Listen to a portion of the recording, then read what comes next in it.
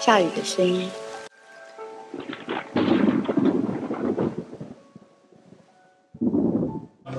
代表你通过。一乐回来了。喂，你们怎么了？在搞什么？面膜。戏里面饰演的是周以乐，他是一个大学毕业的学生，在小时候可能就会对绘画很感兴趣。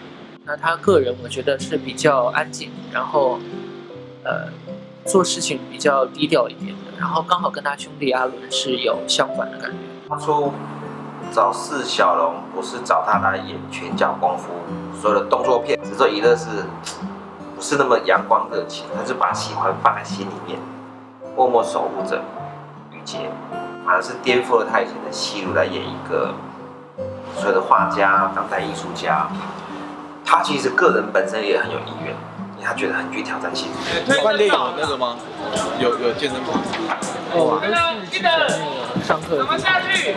要怎么下去？走路从那边直接往前面。对，你累了。一开啊。现在我要他掌风了，我看他能回答。只有这个时候能够击败他。小王只要你也有今天的，那个3个人一起出，对，同时间看他怎么打。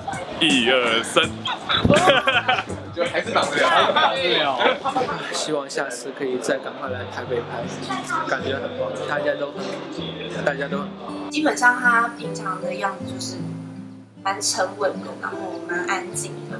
演画家就是他进入角色的时候，其实我在镜头里看到他的眼神，我真的有被震撼到，我有吓到。我个人来讲，不算是非常外向的一个男生，话也不是那么的。那你呢？我觉得跟周以乐是有一方面是相似的，然后导演可能包括跟其他的观众朋友可能也不太有看到我这一面。大家之前都看我是拍动作戏比较多，那希望大家这次有认识我一个新的小龙的感觉。